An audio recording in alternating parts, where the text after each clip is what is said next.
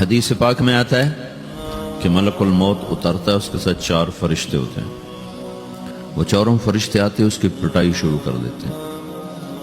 ابھی پرسوں یہ حدیث میں نے پڑھی ابن ماجہ میں کہ ملک الموت کہتا ہے ایتھا النفس الخبیثہ کانت فی الجسد الخبیث، اے خبیث روح جو خبیث جسم میں تھی، اخرج باہر آؤ.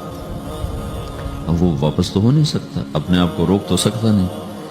تو وہ حیران پریشان خوف زدہ، تو اس کے جواب میں اس کو ملک الموت کہتا ابشری ابشری بحمیم وغساق وآخر من شکلہ ازواج، تیار ہو جا خوفناک عذاب کے لیے اور کھولتے پانیوں کے لیے، کانٹے دار جھاڑیوں کے لیے اور بے شمار عذاب کی شکلوں کے لیے.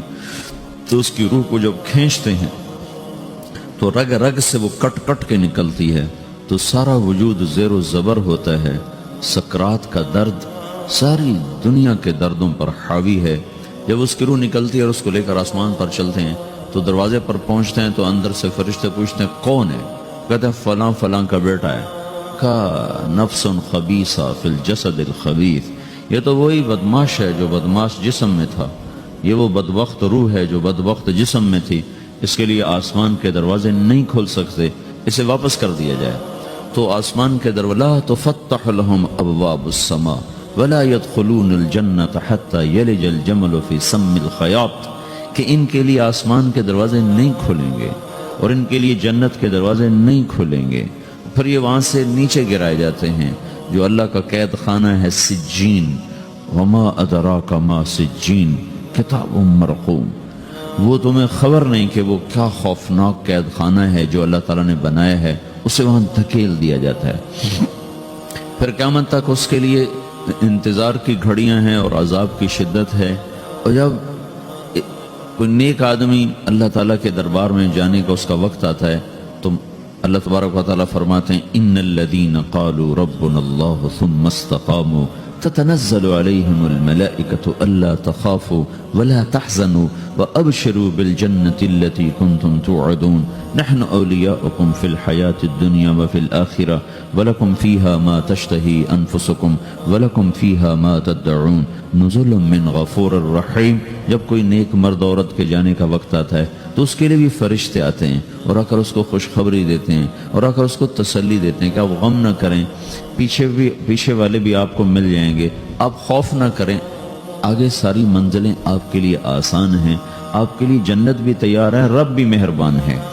اور حدیث پاک میں آتا ہے کہ ملک الموت اور 4 فرشتے آتے ہیں، وہ 4 فرشتے اس کو سہلاتے ہیں، دباتے ہیں کہ موت کا درد اسے محسوس نہ ہو. اور ملک الموت فرماتے ہیں ایتھا النفس الحمیدہ کانت فی الجسد الحمید اخرجی، اے نیک روح جو نیک جسم میں تھی باہر آؤ. کیا کرو؟ وابشری بروح وریحان ورب راض عنک غیر غضبان، آپ کو بشارت ہو آپ کے لیے جنت تیار ہو چکی ہے اور وہاں کی ساری نعمتیں آپ کے لیے میسر ہو چکی ہیں اور اللہ آپ پہ راضی ہو چکا ہے اور اللہ آپ پہ خوش ہو چکا ہے. اس پر اس کی روح کو نکالا جاتا ہے. پھر سارے فرشتے اس کو استقبال کے ساتھ جب آسمان پر لے جاتے ہیں تو اندر سے پوچھتے ہیں کون ہے؟ کہ فلاں فلاں کا بیٹا، فلاں فلاں کی بیٹی. کہتے ہیں نفس حمیدہ فی جسد حمید، یہ تو نیک روح تھی جو نیک جسم میں تھی، مرحبا بہی. اس کو ہم سب استقبال کس کا کرتے ہیں اور ایک دم آسمان کے دروازے کھلتے ہیں. پھر وہ پہلا، دوسرا، تیسرا، چوتھا سارے آسمان پار کرتا ہوا اللہ پاک کے عرش کے نیچے کے جا کر، مرد ہے یا عورت، وہاں جا کر سجدے میں سر رکھتا ہے اور اللہ تعالیٰ فرماتے ہیں ہاں اس نے ہمیں خوش کیا، ہم اسے خوش کریں گے. اور اس کو عافیت کے ساتھ وہاں آسمان میں، پہلے آسمان سے لے کر اللہ کے عرش تک یہ سب ویٹنگ روم بنے ہوئے جہاں اللہ اپنے اپنے درجات کے مطابق جنت والوں کو ٹھہراتا ہے. اور وہ انتظار گاہ ہے اور وقت ختم ہو جاتا ہے، لہٰذا انتظار کی جو تکلیف ہے وہ بھی ختم ہو جاتی ہے. وقت ختم تو انتظار کا احساس ختم اور ٹائم کے گزرنے کا احساس ختم. تو جیسے اصحاب کہف کو اللہ نے غار میں داخل کر کے تو غار کے اندر سے وقت کو نکال کے باہر پھینک دیا. باہر 300 سال گزرے، اندر آدھا ہی دن گزرا تھا. وہ جب اٹھے ہیں تو وہ 25 برس کا نوجوان 325 سال کا ہو کے نہیں اٹھا، وہ 25 سال کی عمر میں اٹھا ہے. نہ ناخن بڑا ہے، نہ مونچھیں بڑی ہیں، نہ ان کی داڑیاں لمبی ہوئی ہیں، جو کہ تو زندہ تھے، مر نہیں گئے تھے. تو زندہ کے تو بال بھی بڑھتے ہیں، ناخن بھی بڑھتے ہیں، لیکن وہ اس طرح اٹھے کہ 300 برس گزر گئے اور 25 برس کا نوجوان 25 سال کی عمر میں اٹھائے، 20 برس کا 20 برس کی عمر میں اٹھائے، اور وہ کہنے لگے کم لبثنا، بھئی کتنا ٹھہرے ہیں، کہ یومن او بعد یومن، لگتا ہے کوئی دن آدھا دن ٹھہرے ہیں۔ وہ صحیح کہہ رہے تھے۔ باہر اللہ تعالیٰ نے وقت کی گھڑی کو چلائے رکھا اور اندر غار میں اس کو سوئچ آف کر دیا، نکال دیا، یہاں وقت کو داخل نہیں ہونے دیا۔ تو وقت کے گزرنے سے جو بھی اثرات مرتب ہوتے ہیں وہ ان پر مرتب نہیں ہوئے، تو وہ 20 آدھا ہی دن کے بعد اٹھے ہیں، باہر 300 سال، اندر آدھا دن۔ یہی کچھ اللہ تبارک و تعالیٰ برزخ میں کر دیتا ہے، وقت کو ختم کر دیتا ہے، گزرنے کا احساس نہیں ہوتا ہے۔ تو اس طرح میرے عزیزو، یہ دو موتیں ہر انسان دیکھتا ہے، یا وہ جنت کے فرشتوں کا استقبال دیکھتا ہے یا جہنم کے فرشتوں کی مار اور پٹائی کو سہتا ہے۔ رابعہ بصری رحمۃ اللہ علیہ کا انتقال ہونے لگا تو انہوں نے رات کو فوت ہوئی تو انہوں نے اپنی خادمہ کو بلا کے فرمایا کہ کسی کو بتانا نہیں، جب میں مر جاؤں تو پڑوس میں 2-4 کو بلا کر نا میرا جنازہ پڑھوا دینا، اور جس کرتے میں تہجد پڑھتی تھی وہی میرا کفن بنا دینا، اور صبح بے شک لوگوں کو بتا دینا، میرے مرنے کے بعد میری میت کو رکھنا نہیں، فوراً دبا دینا۔ تو ان کا انتقال ہوا تو انہوں نے پڑوس کے 2-4 10-20 آدمی بلائے اور ان کو تدفین تجہیز سب کچھ ہو گئی۔ صبح شور مچا کہ وہ رابعہ بصری کا انتقال ہو گیا۔ تو اگلے دن وہ خواب میں اس خادمہ کو ملی اور کہا بیٹی تیری بڑی مہربانی، تو نے میری وصیت کے مطابق عمل کیا۔ اس نے دیکھا کہ انہوں نے ایک خوبصورت سبز لباس پہنا ہوا ہے، تو وہ فرمانے لگی، انہوں نے سوال کیا کہ آپ کے ساتھ قبر میں کیا ہوا؟ تو وہ کہنے لگی کہ میرے پاس منکر نکیر آئے تھے اور مجھ سے کہنے لگے من رب کی، تیرا رب کون ہے؟ تو میں نے کہا سبحان اللہ، 40 برس جس کو میں نہ بھلا سکی اس کو 4 ہاتھ زمین میں آ کے میں بھول جاؤں گی۔ ان کا 42 برس کی عمر میں انتقال ہوا تھا۔ تو وہ کہنے لگے سبحان اللہ، جس کو میں 40 برس نہ بھلا سکی میں اسے 4 ہاتھ زمین کے اندر آ کے بھول جاؤں گی۔ تو منکر نکیر کہنے لگے اس کا کیا حساب لینا؟ پھر انہوں نے پوچھا کہ وہ آپ کا وہ کرتا کہاں گیا تہجد والا جس میں آپ کو کفن دیا تھا؟ کہا وہ اللہ نے مجھ سے لے لیا ہے اور میرے اعمال کے خزانے میں رکھ دیا ہے، قیامت کے دن میرا وہ کرتا بھی میرے ترازو میں تولا جائے گا، اور مجھے یہ لباس پہنایا ہے جو جنت کا لباس ہے۔ یہ بھی ایک موت ہے، اس طرح بھی لوگ مرتے ہیں۔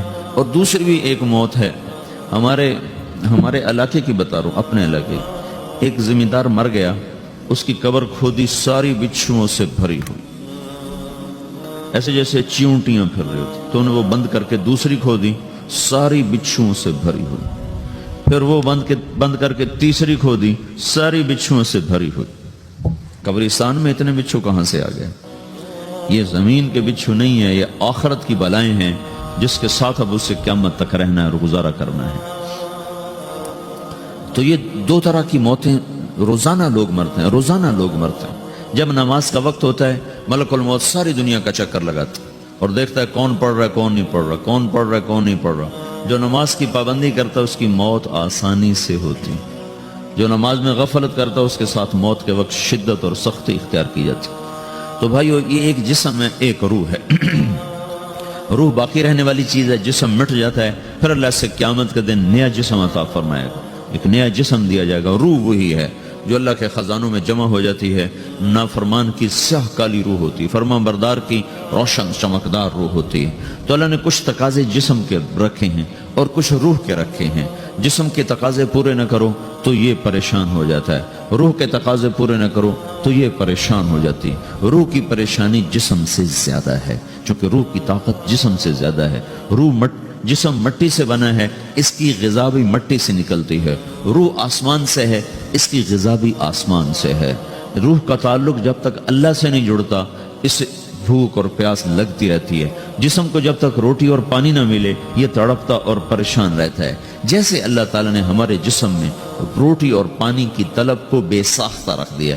میں بیان کے دوران بھی پانی پی رہا ہوں، آپ دیکھ رہے ہیں کہ میرا حلق سوکھ جاتا ہے، مجھے طلب محسوس ہوتی ہے پانی، حلق سوکھتا ہے پانی کی طرف بھاگتے ہیں، بھوک لگتی ہے ہم روٹی کی طرف بھاگتے ہیں۔ یہ ایک ایسا اندر میں آٹومیٹک سسٹم ہے کہ ہم اس کو آف نہیں کر سکتے۔ یہ سوتے سوتے بھی بھوک کی وجہ سے آنکھ کھل جاتی، سوتے سوتے پیاس کی وجہ سے آنکھ کھل جاتی ہے۔ یہ ایسا خود اللہ تعالیٰ نے ساختہ نظام بنایا ہے کہ آپ اپنے جسم میں روٹی اور پانی کی طلب کو نہیں نکال سکتے۔ میرے عزیزو، ٹھیک اسی طرح اللہ نے انسانی روح میں اپنی طلب رکھ دی ہے اور اپنے رسول کی طلب رکھ دی ہے. یہ دو طلب ایسی ہیں کہ یہ آپ کے جسم روح سے نکل نہیں سکتی.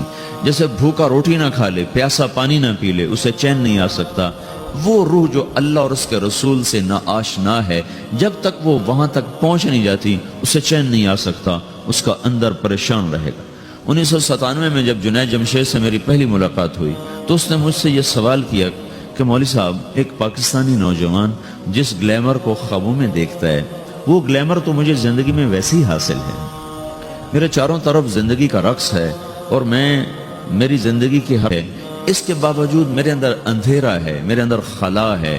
مجھے لگتا ہے میں وہ کشتی ہوں جس کا کوئی ساحل نہیں، جس کی کوئی سمت نہیں، جس کا کوئی گھاٹ نہیں. یہ کیوں ہے؟ میرے ساتھ ایسا نہیں ہونا چاہیے.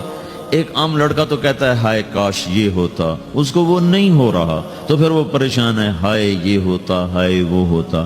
تو میں تو ہائے نہیں کرتا ہوں، میری تو ہر لذت اور خواہش میرے سامنے تشتری میں سجا کے پیش کی جا رہی. میں کیوں ایسا کر رہا ہوں؟ میں ہائے ہائے کیوں کر رہا ہوں؟ میرا اندر ویران کیوں ہے؟ میرے اندر میں خلا کیوں؟ یہ وہی خلا ہے کہ وہ روح کی پیاس کو شراب میں بجھانا چاہتا ہے، وہ روح کی پیاس کو لڑکی میں بجھانا چاہتا ہے، وہ روح کی پیاس کو موسیقی سے بجھانا چاہتا ہے، وہ روح کی پیاس کو دنیا کی رعنائیوں میں 5 سٹار ہوٹلوں سے بجھانا چاہتا ہے. روح کیا جانے روٹی کیا ہے، شراب کیا ہے، پانی کیا ہے، عورت کیا ہے، موسیقی کیا ہے، گھنگرو کیا ہے، پائل کیا ہے، چھنکار کیا ہے. روح کو ان چیزوں کی کیا خبر؟ امریکہ میں ہماری ایک جماعت تھی تو 4 لڑکیاں 2 لڑکے مسلمان ہوئے. تو ایک لڑکے کا نام رکھا تھا ابراہیم، اور اس کو جب پڑھایا نا کلمہ تو کہا ہائے، ان کے ہائے، اور دونوں ہاتھ یہاں رکھے سینے پر، دل پر، کہا ہائے. تمہارے ساتھی ہیں ڈاکٹر اختر، وہ کہنے لگا کیا ہوا؟ کہنے لگا جب سے ہوش سنبھالا یہ جگہ خالی تھی، یہ تیرے کلمہ پڑھانے پر بھر گئی ہے کہ میری خوشی سے ہائے نکل گئی. یہ جگہ خالی رہے گی، یہاں شراب نہیں پہنچ سکتی، یہاں نغمہ اور موسیقی نہیں پہنچ سکتے، یہاں تالے لگے ہوئے ہیں، یہاں تک کوئی آواز نہیں جا سکتی. دل کے تاروں پر ایک ہی نغمہ چھڑ سکتا ہے اور وہ اللہ کی یاد کا ہے اور اللہ کی محبت کا ہے اور اللہ کے رسول کی محبت کا ہے. باقی کوئی مزراب ایسا نہیں جو ان تاروں کو چھیڑ سکے. باقی کوئی چیز، آواز ایسی نہیں جو دل کی دنیا پر جا کر دستک دے سکے. یہاں بند دروازے ہیں، یہاں صرف اللہ پہنچے گا، اللہ کے رسول کا تعلق پہنچے گا، باقی کوئی چیز یہاں نہیں جا سکتی. تو چونکہ آج ہمارا علم غلط ہو گیا، پنکھا بند کرو، ہمارا علم غلط ہو گیا ہے، تو ہم نے ان دنیا کی چیزوں کو سب کچھ سمجھ کر اس کی دوڑ لگانا شروع کر دی ہے. تو روح آسمان سے ہے، اس کا تعلق اللہ سے بناؤ بھائیو.